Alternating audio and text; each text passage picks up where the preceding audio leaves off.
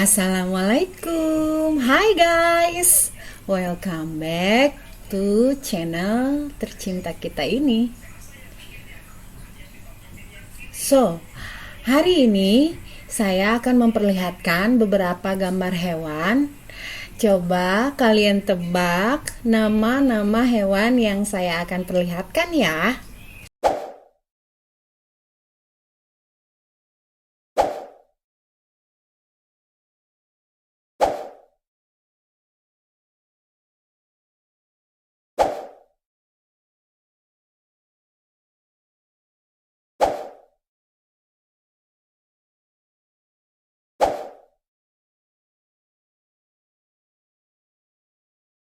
Nah, dari semua hewan ini, apakah kamu bisa menyebutkan salah satu namanya?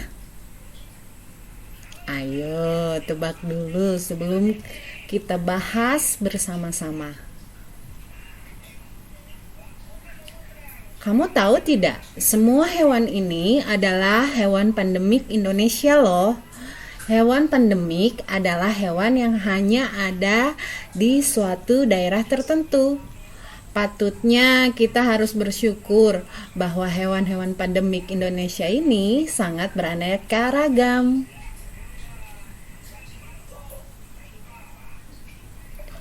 Tadi kamu sudah melihat beberapa hewan unik ya, yang cuma ada di Indonesia. Nah, sekarang bayangkan kalau kamu diminta untuk mendeskripsikan salah satunya. Gimana caranya? Yap, kamu bisa menggunakan descriptive text. Apa itu descriptive text? Descriptive text adalah jenis teks yang digunakan untuk menggambarkan seseorang, hewan, tempat, atau benda dengan sangat rinci. Apa sih tujuannya? Tujuannya adalah untuk mendeskripsikan atau dalam bahasa Inggris to describe. Jadi, supaya orang lain bisa membayangkan apa yang akan kamu jelaskan. Itulah descriptive text. Nah, sekarang strukturnya. Struktur dari teks deskriptif itu dibagi menjadi dua. Yang satu adalah identification dan yang kedua adalah description. Apa itu identification? Identification adalah bagian di mana paragraf itu memperkenalkan objek yang akan kamu deskripsikan. Nah, kalau description adalah bagian yang rinciannya seperti warnanya, bentuknya, ukurannya, kebiasaannya. Itu ada di description. Oke, kita langsung aja ya ke contoh teksnya. Di sini aku punya contoh teks yang judulnya bekantan. Kita identifikasi strukturnya ya. Oke, yang pertama adalah identification. Di paragraf ini diperkenalkan apa itu bekantan. Di sini ada tulisan ya, lives one of the most unique primates. Jadi si penulis ini menjelaskan kalau bekantan itu termasuk ke dalam jenis primata. Nah, kemudian di sini ada tulis the proboscis monkey. Jadi si penulis juga memperkenalkan bahwa bekantan itu termasuk ke jenis monkey atau kita sebut dengan monyet. Oke. Yang kedua adalah bagian description. Nah, ini dia bagian description-nya. Di sini dijelaskan ciri fisik, perilaku dan kemampuan unik serta fakta konservasi ya.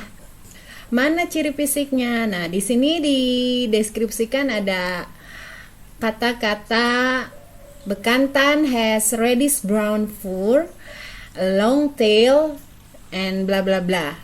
Jadi si penulis mendeskripsikan hidungnya, bulunya, ekornya, dan perutnya.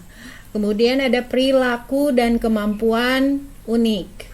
Di sini si penulis menjelaskan kebiasaan makan, kemampuan berenang, dan keunikan bekantan.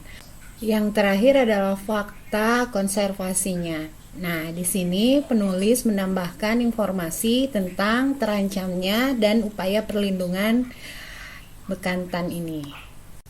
Nah, supaya tulisanmu menjadi deskriptif teks, bukan report teks, ingat ya, karena report teks sama deskriptif teks itu hampir sama. Nah, untuk menghususkan deskriptif teks itu, kamu harus ingat bahwa teks ini menggambarkan specific nouns. Specific nouns di sini maksud saya adalah kamu tidak menggambarkan objek pada umumnya.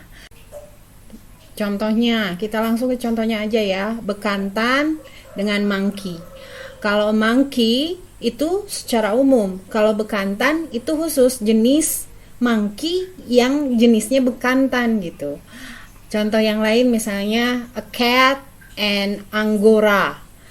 Kita tidak menggambarkan secara umum cat-nya, tapi kita menggambarkan kucing anggoranya secara khusus gitu. Nah, lanjut ya. Lanjut ke ciri bahasanya. Yang pertama, ciri bahasanya adalah menggunakan simple present tense. Contohnya nih, deep in the mangrove forest of Borneo lives one of the most unique primates. Di mana ini ciri-cirinya ada present tense, ada di kata lives. Kenapa lives itu merupakan present tense? Karena lives di sini adalah kata kerja bentuk pertama. Ingat, present tense itu kata kerjanya bentuk pertama. Kemudian ada kata-kata they are excellent swimmers. Ingat ya, present tense itu kata kerja bantunya adalah are, am, is. Simple present tense-nya ada di kata are. Jadi keseluruhan dari teks ini menggunakan simple present tense ya. Kemudian yang kedua adalah adjective atau ada kata sifat. Yang mana kata sifatnya? Seperti big, long nose, reddish brown fur, pot, dan sebagainya ya. Di sini ada tulisannya. Kemudian ada action verb, yaitu kata kerja yang menunjukkan aktivitas seperti jump, swim, make, dan sebagainya. Yang terakhir ada relational verb, yaitu kata penghubung seperti have dan sebagainya, tapi yang berhubungannya dengan present tense ya. Nah, seperti biasanya, silahkan komen di bawah apa yang kamu pelajari hari ini ya. Yang kedua, bagaimana menurut kamu hal-hal yang kita bahas kali ini yang paling mudah atau yang paling sulit? So, ladies and gentlemen, sekarang giliran kamu. Pilih salah satu hewan endemik Indonesia, misalnya orangutan, cendrawasih, atau anoa. Lalu coba tuliskan deskriptif teks yang strukturnya sudah kita bahas tadi. Jangan lupa ciri-ciri bahasanya ya. Silahkan tag di komen di bawah ini. Tunjukkan ke saya teks kalian.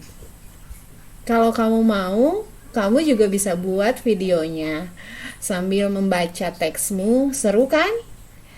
Bisa sambil belajar, bisa juga sambil latihan speaking. That's all for today. Thanks for watching and see you in the next lesson. Bye-bye.